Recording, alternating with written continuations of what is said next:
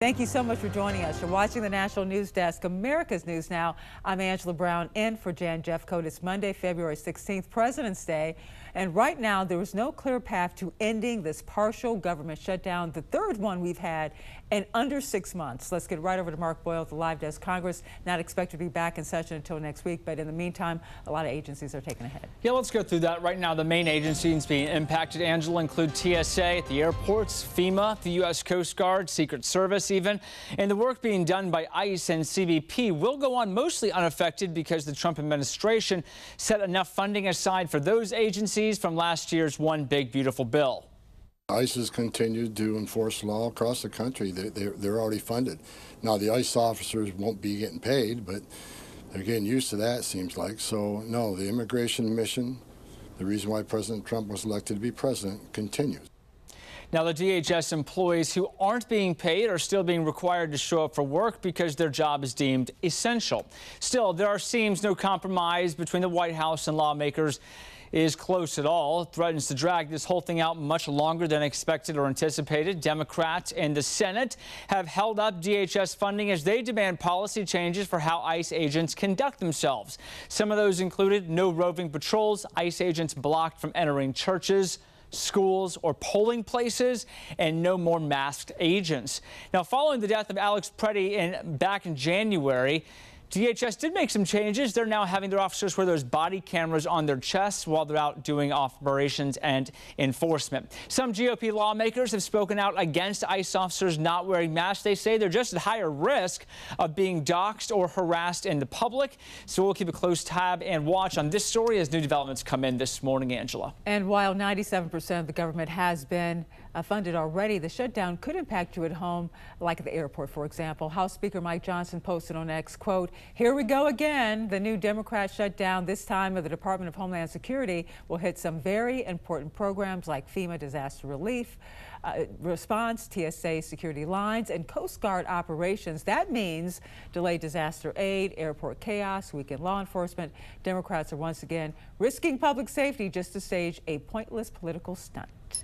And let's now talk about this partial government shutdown remains in effect this morning after Democrats refused to advance a funding deal for the Department of Homeland Security. The shutdown impacts funding for a whole bunch of agencies, or you can see it right here. You have TSA, FEMA, Secret Service, the Coast Guard, but not for ICE or Custom and Border Protection.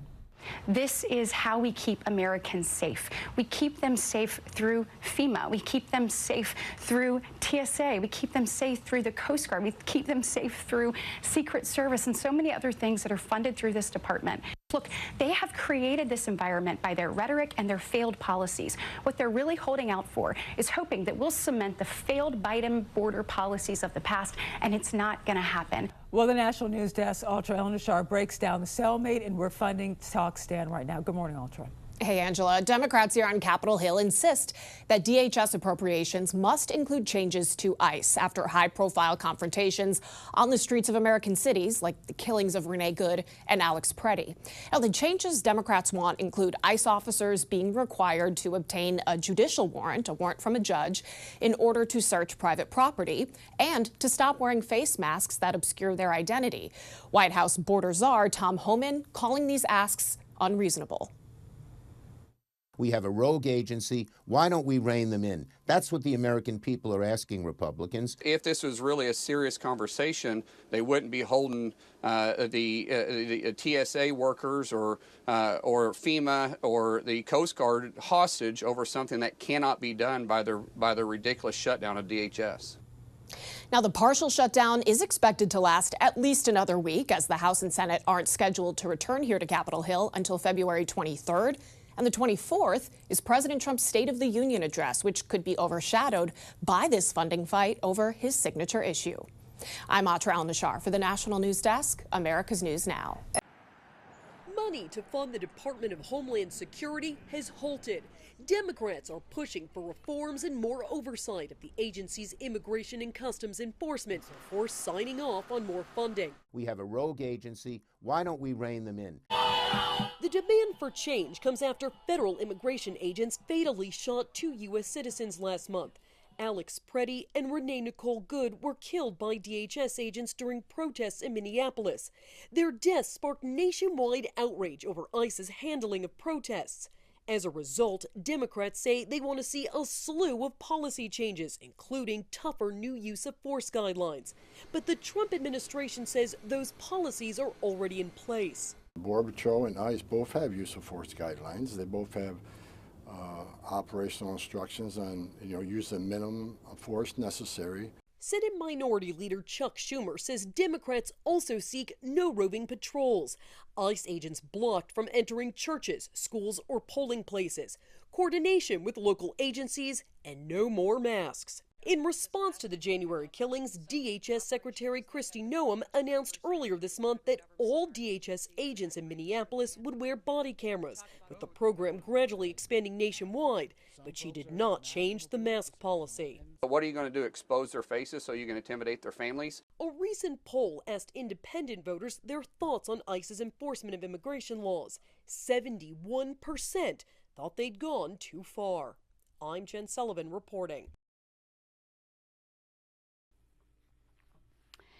Desde el fin de semana, el Departamento de Seguridad Nacional se quedó sin fondos para operar, y esto porque se venció el plazo de las 2 semanas de negociaciones entre demócratas, republicanos y la Casa Blanca para darle más fondos a esa agencia hasta finales de septiembre, cuando termina el año fiscal 2026, y en parte porque lo que los demócratas estaban tratando de conseguir con esta negociación no se logró. Entonces simplemente no se permitió entregarle más fondos al Departamento de Seguridad Nacional. Todo alrededor del comportamiento de los agentes federales de la patrulla fronteriza y de ICE específicamente después de lo que ha ocurrido en Minnesota y en otros estados de los Estados Unidos. Pero esto significa que otras agencias que hacen parte del Departamento de Seguridad Nacional sí se van a ver afectadas también, no solamente ICE y la patrulla fronteriza. Estamos hablando de la Agencia Federal de Emergencias, de los agentes que trabajan en los aeropuertos de la TSA, otros agentes como el Servicio Secreto, los guardacostas, también la Oficina de Seguridad Cibernética del Departamento de Seguridad Nacional, en fin, una serie de agencias que no tienen dinero ahora para funcionar, y sus empleados sí deben seguir trabajando porque la mayoría de ellos son considerados empleados esenciales. Una vez esto se solucione, pues estos empleados van a recibir sus salarios otra vez. Pero lo que sí queda también es la urgencia de la negociación. Los demócratas dicen que hay suficiente dinero para que puedan seguir operando. Los republicanos dicen que precisamente eso, que ICE y la patrulla fronteriza recibieron mucho dinero el año pasado en otro paquete legislativo que fue aprobado por los republicanos. Entonces, esto es un ejercicio inútil porque lo que está haciendo es afectando negativamente a otras agencias y no necesariamente a ICE y a la patrulla fronteriza. Por eso, el SAR de la frontera dice que los operativos de inmigración, de deportaciones, etcétera, van a seguir porque ICE tiene suficiente dinero. Entonces no está claro qué va a pasar de aquí en adelante. Por ahora no hay negociaciones porque demócratas y republicanos de Cámara y Senado se fueron por un receso de 1 semana y tampoco hay interés de avanzar rápidamente, por lo que estas negociaciones seguirán, y también la paralización de una agencia muy importante en los Estados Unidos también se mantendrá por unos días. Yona Molinares, Washington. Border Czar Tom Homan said frozen funding for the Department of Homeland Security won't impact the Trump administration's immigration enforcement operations. The immigration mission, the reason why President Trump was elected to be president, continues. Senate Democrats withheld support of a funding package in the wake of the shooting deaths of Alex Preddy and Renee Good by federal immigration agents in Minneapolis last month. We have a rogue agency. Why don't we rein them in? That's what the American people are asking Republicans. Democrats want reforms, including tighter parameters around search and arrest warrants and requiring immigration and customs enforcement agents to wear body cameras and remove masks. They are smashing in windows, dragging people out of cars, breaking into people's homes without warrants.